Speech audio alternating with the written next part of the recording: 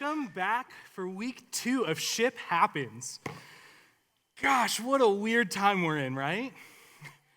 No one expected this past week to be what happened this past week. And a lot of us were in this moment and kind of wondering, what the heck's gonna happen? What's going on? And even still, things are unveiling, things are kind of rolling out, and we're learning still as this goes too. And so the thing we want to say to you guys tonight is that we want to be here for you as much as we can. We know that this is kind of scary and frustrating and can be this time of uncertainty, but we want to still have fuse. We want to still be here for you. We want to be something that is certain in your life. And that's going to change in how you partake in it, because some of you might be going home, you might be leaving Greenville, but guys, we still want you to be plugged in online, checking in on us while we stream virtually, and being a part of small groups. We're still gonna have small groups meeting throughout the week, but we're also still gonna have small groups that meet virtually. And so this isn't a time to necessarily disconnect from Fuse and from community and everything going on. Because we know, like we've said over and over again, that relationships are so important. And whenever we're in times like this, they can seem so confusing. And it can seem so much like everything's up in the air. And it's like, well, what do I do? And the reality is that community is gonna be different. We can't ignore that fact. But we can make it better. We can make those relationships better than what they have been. Because the first time this happened, the first time we had this huge interruption, we had no idea what to expect. We had no idea if we were coming back or what was gonna happen. And everything shut down. Now we're going into this and we kind of have some semblance of what to expect, but a lot of it, we're kind of like, crap, this is gonna suck. And my challenge for you is, it doesn't have to suck. It doesn't have to be this time where you are on your own and where you're isolated. No, we have so many ways that you can be plugged in and you can still be a part of community. But it's gonna take work. It's gonna take intentionality. It's not gonna just happen. You're no longer gonna run into people in class. You're not gonna see your friends walking down the street. No, now you actually have to reach out. You have to put effort into these things. And so my challenge for you guys, as we start off and we talk about Ship Happens, is that you're gonna have to fight for it. You're gonna have to put the work into it now. And it's not gonna be this thing that just happens. But the thing that we do know is that no matter what happens in our life, no matter where you go, relationships still happen. Relationships are a part of our life. And so we wanted to take weeks and talk about it, and talk about how we can make these relationships better. This past week, we talked about community as a whole. In this larger community, we looked at it in 3 different ways. We saw community as connection, being connected to something larger than ourselves, being plugged into the source that is good, being connected to this large group of people. We also talked about community as confidence. Not that community ought to be your identity. No, that community ought to be people that are loving on you and reminding you who you are, reminding you of your calling and what you're supposed to do for the kingdom. That community ought to be something that lights a fire under you, that gives you the courage to step out. And lastly, we talked about the fact that community is a calling. That how we reach people, how we love people is through community. By forming community, by being community for others, and by us entering into communities. Us taking that bold step into their lives. Now, that's not where relationships stop. We have these large communities, but tonight, I want to talk about dating. I want to talk about those intimate relationships. Those relationships where you're holding hands and you're like, man, I'm going to be with this person forever. No, don't worry, I'm not going to talk about sex and porn and all these things. It's not that type of topic. But I want to talk about how can we make our dating relationships better. And if you're not in a dating relationship, don't tune out. I know you hear pastors say that all the time, but my last part is, how do you get your partner? And how we need to fix some of the broken ways that we see things. And so tonight we want to take time because we've all been given this desire. All of us have a desire to be known. All of us have this yearning to have someone in our life that really knows us and knows us purely. It's not a bad thing. In fact, it's actually a God-given gift. It is something he has gifted us with, is this desire to be known. But some of us, we've taken this God-given desire and we've twisted it and we've made it this thing that it shouldn't be. We've started making it the thing that we make our identity out of. We make it the thing that we get satisfaction out of before we seek his satisfaction. We've made it this thing that becomes a crutch for us to lean on in our day-to-day life. When he said, the only crutch you need is me. But we've put dating and these people in that place. But guys, that desire isn't bad. No, in fact, it's beautiful. Whenever it's used in the right place, it is absolutely amazing and can help push you further than ever before and can help you go farther with the kingdom than ever before. But it has to be in the right place. We have to put that desire in the right place. Because you see, we have a desire to first be known by him. We have this desire, we have this longing to be known by something bigger. It's why we have a curiosity towards religion. We have a curiosity towards faith and towards God. Why we love looking out into the stars. We want to be known by him. But we also have a desire to be known by others. Now, it needs to come in that order. It needs to be known by him and then known by others. And oftentimes we put known by others first and we put him way down. And so tonight I want us to flip that a little bit and to reevaluate that. Because we've become so fixated on relationship that we have identity issues, that they're an all-consuming thought. But guys, they ought to push us forward and make us better and sharpen us and encourage us. So tonight, I want us to dive into a story that you may know, you may not. It's found in Genesis chapter 29, and it's the story of Jacob marrying Rachel. Now, Jacob is this huge figure in the Old Testament, and he ends up becoming the man who births the nation of Israel. Like literally the entire nation of Israel comes from this man. So he's a really important dude. He changes his name to Israel after wrestling with God. And he has this amazing relationship with God, and his lineage is what we stand upon. And so he's a really important guy in the Bible. And we catch him early on in his walk and in this journey of becoming who God had called him to be. And we see that he is living with this man named Laban, and he's working for him. And he sees that Laban has a daughter that's attractive. And he falls in love with her. And he says, I want to marry your daughter. And the guy's like, okay, but you got to work for me for 7 years. And so he does, and he works for 7 years. But at the end of the 7 years, something interesting happens. So we're going to read this story real quick, and then we're going to go through it. It should be up behind me as well. Genesis chapter 29, verse 14. Then Laban said to him, "You are my own flesh and blood," after Jacob had stayed with him for a whole month. Laban said to him, "Just because you are a relative of mine, should you work for me for nothing? Tell me what your wages should be." Now Laban had 2 daughters. The name of the older was Leah, and the name of the younger was Rachel. Leah had weak eyes, but Rachel had a lovely figure and was beautiful. Jacob was in love with Rachel and said, "I'll work for you 7 years in return for your younger daughter Rachel." Laban said, "It's better that I give her to you than some other man. Stay here with me." So Jacob served 7 years to get Rachel, but they seemed only a few days to him because of his love for her. Then Jacob said to Laban, "Give me my wife. My time is completed, and I want to make love to her." So Laban brought together all the people of the place and gave a feast. But when evening came, he took his daughter Leah and brought her to Jacob, and Jacob made love to her. And Laban gave his servant Zilpah to his daughter as her attendant. When morning came, there was Leah. So Jacob said to Laban, "What is this you have done to me? I served you for Rachel, didn't I?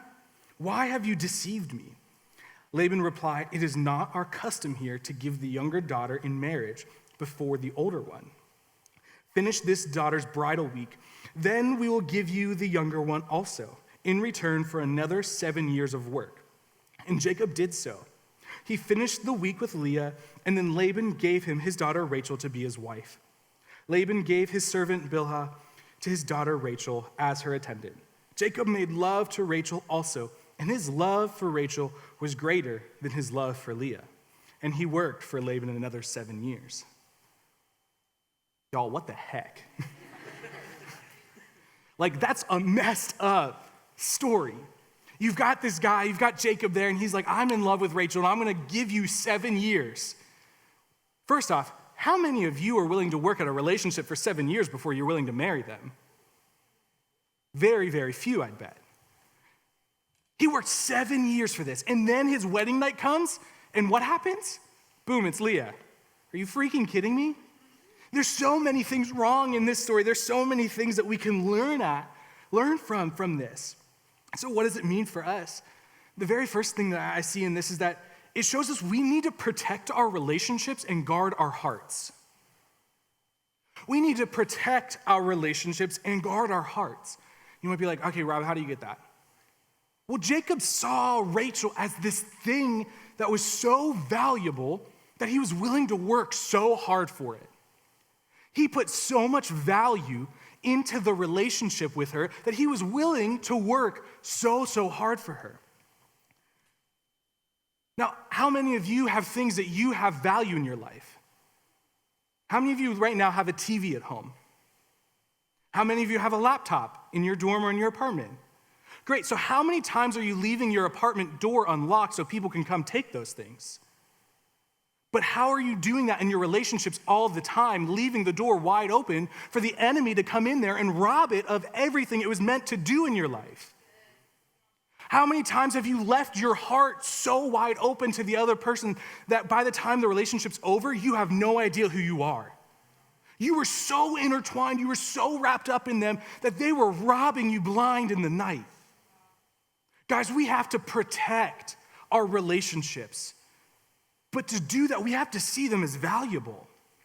We have to see the weight and value in those relationships. You have to guard it and take it serious. We've heard guard your heart before. And you've heard pastors say this and you're like, yeah, I'm not sleeping around. I'm not doing that. I'm not giving my heart away. Yeah, but I want to challenge you. How many of you guys are spiritually sleeping around? How many of you guys are intertwining your lives together way before it was ever supposed to happen? Your hearts and intent are in a good place, but the actions aren't really following him. Because we're in such a rush, we like to take things into our own hands. Because Jacob was in such a rush to make love to Rachel, he never bothered to lift up the veil to see who it was. Guys, we do so many things in our lives with relationships. And it's kind of like when we take string. And we have these things that we do where we're like, yeah, all right, well, okay, we'll make out. That's fine. Yeah. I mean, really, it's fine. But we tie ourselves together a little bit. And then we take it another step further. We're like, well, okay, yeah. I mean, it's just like, we'll just make out for an hour. Right, because that's good. Oh, it's okay, we'll hang out super late at night and we'll just talk and we'll have all these intimate discussions. Okay, great. Yeah, well, I'll introduce them really quickly to my parents because that's good. Get family involved really quick even though you've known each other for a week. It's these things that we do, it's like, okay, I want to lean on you. I want to do these things together. And our heart is in a good place. But guys, we're constantly tying ourselves together and whenever it's like, no, this isn't right, gosh, how hard is it to pull that apart now? Your hearts are so intertwined. You've taken what God has told us of one man leaves another and they become one. And he's not just talking about sex, y'all. He's talking about our hearts and our lives and how intertwined and how they become one strong thing together. Now, when this is done healthy, it is done for the glory of God and it is beautiful. But how many of us have done it for our own sake? How many of us have done this because it feels good? Because we wanted someone there? Because we needed the attention of this person? How many of us have crossed our own personal barrier that we said, oh, we'll never do that. I'll never be the one to sleep with my boyfriend before marriage. Whoopsie. How many of us is that we keep tying these things together and tying them over and over again? And it often starts small. You don't start by just sleeping together. No, it starts small. And so it's this, are you going to be my everything? Are you gonna be my confidant, my advisor, my mentor? I'm gonna seek everything I can in you. Guys, that's spiritually intertwining yourselves together before it's right. And so many times, you'll find yourself of, yeah, we're just so connected. We just love each other so much. And it's just such a good relationship. But every other week, you're sitting across from your buddy and you're going, dang, this actually sucks. This really hurt. This is really making me mad. And you're constantly complaining over and over again about the relationship. You've all sat there and heard that before. You've all had that person in your life that you're like, dude, what's going on? When is enough for it? But because we haven't protected our hearts, because we haven't even seen our own hearts as valuable, worth protecting. And so we first have to see that we have to protect our relationships and we have to protect our heart. The other thing is we want to protect it from other people. Because other people have a way of getting their hand in it. It has their way of getting in there and kind of screwing things up in a certain way. What I'm not saying is to hide your relationship. Heck no. In fact, that's one of the worst things you could ever do. But to have a relationship that has healthy people praying for it. Because you want people to pray for you guys, not against you. But if you're constantly doing things that are putting these walls up between you and others, then something's wrong with your relationship. You're not protecting it well. And so having people in your life that are able to love on you in that way. It's not about other people's approval at all, but you're gonna need people in your corner if this relationship's going to last.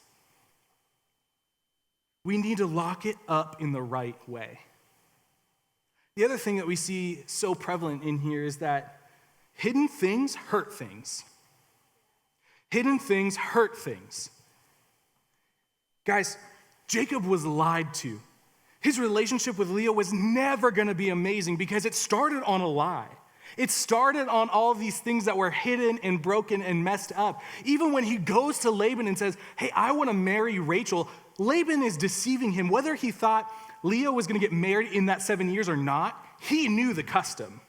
He knew what was happening. He knew that someday Leah was going to need to be married before Rachel. And so there's this deception. There's these hidden things in there. Because, guys, love is blind. But we don't have to be blind to it. And we don't have to be blind to the things that are hurting us. There's this show, it's called Love is Blind on Netflix. If you haven't watched it, I'm not sure if I can recommend it, to be honest. But we watched the whole thing, and we watched it over a course of a couple days. Now, we watched it kind of by accident. I say by accident because we watched the trailer and we're like, all right, this is crap, so let's watch it. And so we watched the first one, and it was halfway through, and I'm like, oh, this is the cringiest thing I've ever seen. Because if you don't know, the premise of it is that they go into this room where they can't see anyone. Like it's a lit room, but there's a room on the other side that they're talking to either a girl or a guy. And they're getting to know each other. They're basically dating without ever seeing each other. And so it's love is blind. But guys, they're given 10 days, and in that 10 days, they have to propose to someone. And so the premise is already really off. But it's this show that halfway through the first episode, I found myself hands in the air going, I'm in. I need to watch this drama. Like, I am in this. I need to know who ends up with who. And so it's this addicting thing. But y'all, when you watch their relationships, they're so filled with drama. They're so filled with ups and downs, and it's just not healthy. Yes, several of them end up getting engaged, and some of them get married, which is still wild, in a 4-month span. But there's this one guy in there, and he does get engaged to this girl pretty early on. I want to say it's like 5 days in, and he's engaged. But there's this big thing in his life that he hadn't told her. There's this big secret that he had been holding, and he was really ashamed of it. And he was just like, gosh, I don't know if I can ever really be loved because of this thing. And so you're kind of just watching like, gosh, dude, you have to tell her, you have to tell her, you have to tell her. And so they meet, they see each other, and they're in Mexico, and it's the first night they're in this hotel together. And you're like, dude, just tell her, it's gonna be fine. But he doesn't. What does he do? He gets all mad, and he gets all hurt, and he gets all pissy, and they fight. And it causes this tension in their relationship. The next morning, they go, and they're at the pool, and he's like, all right, fine, I have to tell you. And so he tells her, but he gets so mad during telling her that she feeds off of this, and it ends up being this huge destructive moment where she rips the ring off, throws it in the pool, and you're like, oh my gosh, that was like $10,000. He'd be like, I jump in the pool. But we see this destruction because of this hidden thing. Hidden things will come back to destroy it. These hidden things in our relationships put us off. Because even when we look at this story, we see, Jacob loved Rachel. But guys, even though he was so in love with Rachel, he clearly didn't know her. Because think about it. He's on his wedding night, and there is this woman in front of him, and he sleeps with her, and he still doesn't know it's not Rachel, the woman he loves. How many of you are in relationships that you don't actually know the other person? You're so in love with them that you don't actually know them. Because he spent 7 years with her.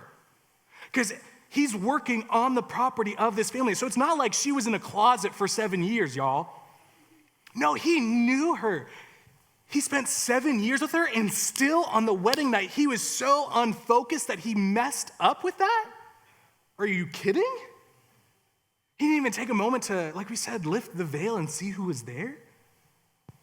Now, we can pick that apart, and we can say, okay, well, we know what happened on that night. 1, he didn't really know her. 2, there was a lot of other things working at him. And so he was ready. It was 7 years, y'all. He had waited for this moment. But how many of you have also been waiting for that moment? And so you're like, great, I'm just so in love with this person, I'm gonna go with whoever this is. And next thing you know, you wake up in the morning, you're like, oh crap, it's Leah, not Rachel. 7 years.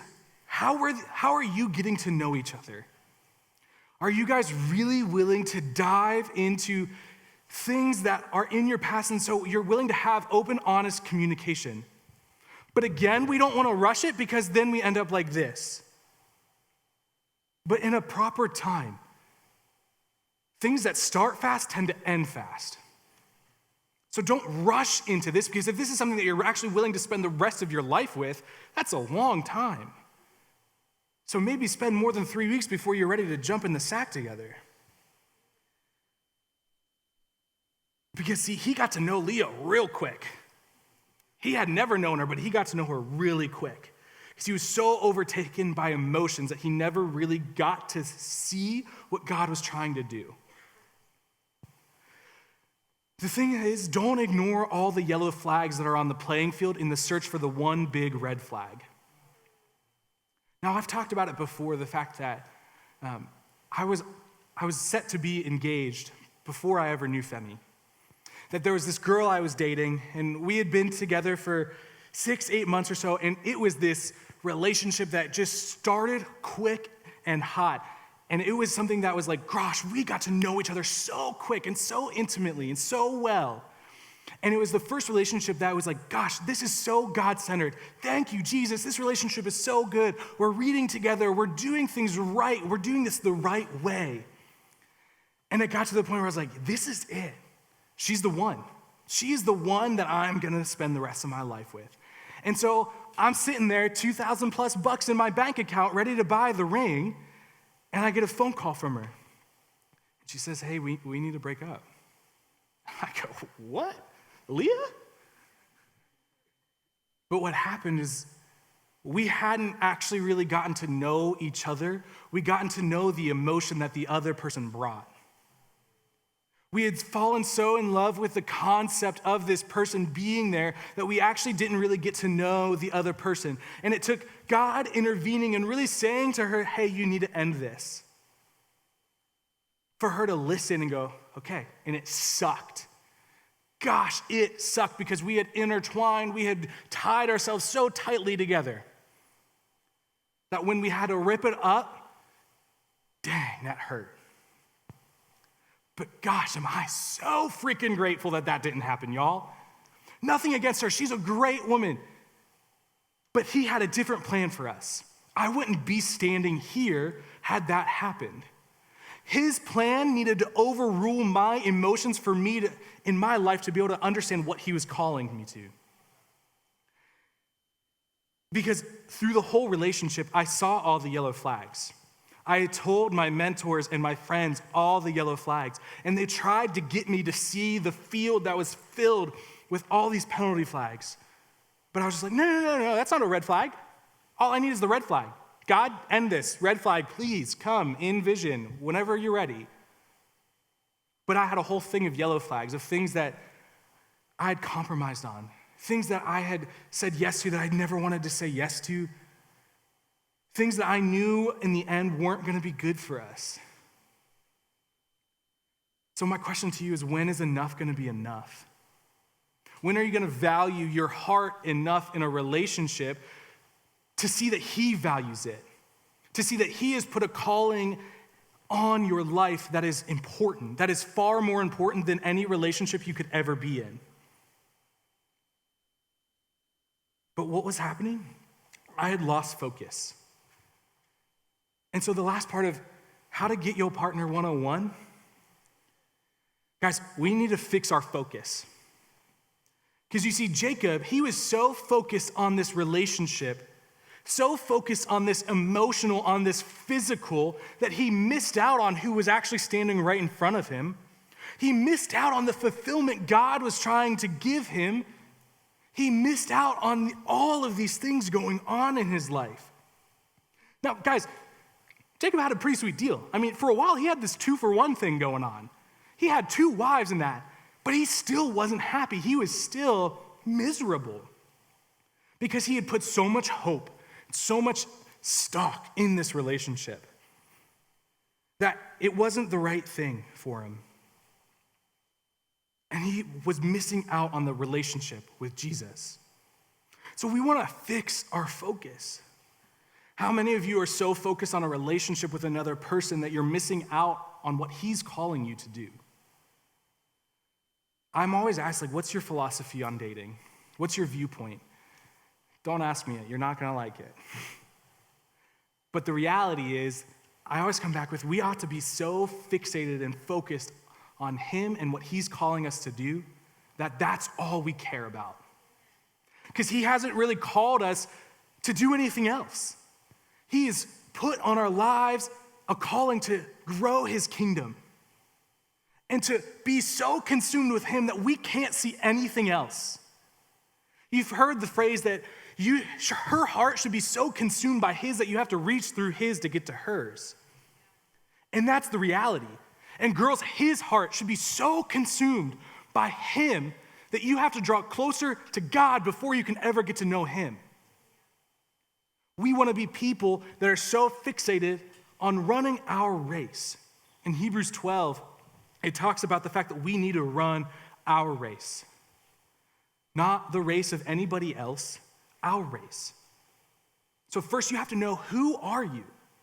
You can't be seeking your identity in a relationship and trying to run your own race. It doesn't happen. So you need to figure out, who are you? Who has God called you to be? And what has he called you to do? And how are you running with all your effort towards that? Okay, Rob, what does this have to do with dating? Well, I firmly believe and know that if you're so consumed with him, and if this is in his will for your life, to be dating or to be married, there will one day be someone that has been running their own race just as hard and just as passionately as you, and he taps you on the shoulder and says, hey, look next to you. Your races have become one. Your races have merged together, and now you need to run together. Because now you can do more for me together than you ever could do apart. And so we need to be so fixated on him that nothing else matters. Y'all, Wife Watch 2020 shouldn't be a thing. This whole concept of I gotta be seeking, I have to be looking around, I need to date around. No, let's focus first fully on him. And then let him be the one that calls you into that relationship.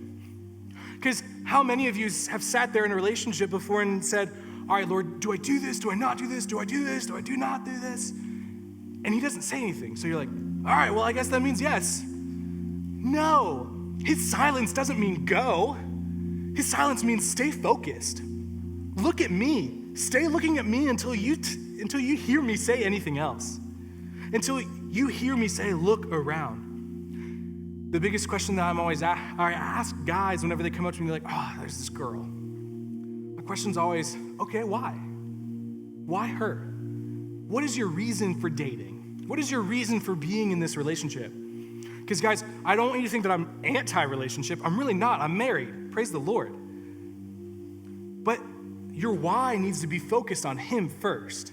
If your why is because they make you feel good, because they love the Lord, great. So do so many other people. There are so many good Christian girls out there. There are so many good Christian guys out there. Just because you meet one doesn't mean they're the one. No, let God be the one that's saying, hey, this is the person. Go be with this person. And so if we boil this all down, it comes into one word, and one word alone. And this is where we get practical. Trust. Do you trust him enough to take care of you? Do you trust him enough to meet and satisfy all of those desires and those needs in your life? Because if this is a God-given desire, do you trust him enough to fulfill it? Or are you so impatient that you take things into your own hands? All of this boils down to, are we willing to trust him? God's will shall be done. And so if there's this girl that I'm fancying, if I like this girl, I have to first say, God, I trust you with her. I trust that you're going to bring this person into my life or take them out. And I'm gonna be so focused on you that I'm gonna wait until you tell me to go. And once you say go, heck yeah, I'm running. But not until then, not until I get that go. When we look at Jacob, his fulfillment in life wasn't given after he found Rachel, once he was with Rachel. No, he saw to work these 7 years. And it's not until years later we see this moment where he actually wrestles with God. He stays up all night and he is wrestling with God. And it's by the end of that night that God says to him, you will be the father of all of these nations. Your name shall now be Israel. Israel's birthed from this man. And his fulfillment comes not from the relationships, but from God. So how do we protect these things? How do we lock this up? We have to protect it in his name. So what does that mean? We lock it up with prayer. Are you being prayerfully honest with one another? Are you being prayerfully honest with God and praying for the relationship and with the relationship? And who's praying with you? Are you bringing this to other people so they can pray with you in this? Or are people praying against it? Are people seeing this as something that's not good in your life? So we want to lock it up with prayer. The other thing is we want to lock it up with true and honest accountability. Because again, hidden things hurt things. And so the moment we start to hide things in our relationship, the moment we've started to kill that relationship. It's like we've taken a knife and just kind of stuck it in there every single time we hide things. So having people outside the relationship that you can be open with, that you can be honest with, that are gonna pour into you, that are gonna hold you accountable to things. Why? Because you wanna protect that relationship and you wanna make sure that you honor God with it. The last thing is you have to lock it up with trust. And that's the hardest one, is that if you really trust God with your relationships, in a lot of ways you need to let go. And you need to fix your focus on him. You need to remember what the point of being here is. The point of being here isn't just to find a wife or find a husband. The point of being here is to go and spread and expand his kingdom. That is the highest and ultimate calling on our lives. How we do that looks different everywhere. But if we get distracted from that, then we've missed the entire point. And our relationships can be so good, and they can be good-hearted, but it doesn't mean that they're actually focused on him. And so some of you this week need to take a step back and really ask yourselves, are we actually focused on him? Just because we read a Devo together every day doesn't mean that you're actually focused on him. You need to be focused on him independently first. And you need to figure out who he's calling you to be. And then together, who is he calling the two of you guys to be? And what is he calling both of you to do? So guys, we want to make sure we protect our relationships and our hearts and expose those hidden things that can hurt things. And we want to make sure that we trust him with everything and fix our focus. Go ahead and bow your heads with me. Father, we say thank you so much for who you are. Thank you for the fact that we get to be together here and we get to worship your name. That we have no idea what this next season's gonna look like, what these next couple of months are gonna look like for some of us. But Lord, that we get to do it together. That we get to go through this in community, that we don't have to go through this alone. Lord, may we connect with you first. May we first be known by you and then by others. God, I pray over all the relationships that are in here right now, that you would bless them and that you would grow them and you would push them further than ever before. That they would be in your will in such a way that they can never even get out of it. Lord, that they'd be running so fast towards you that that's all they can think about.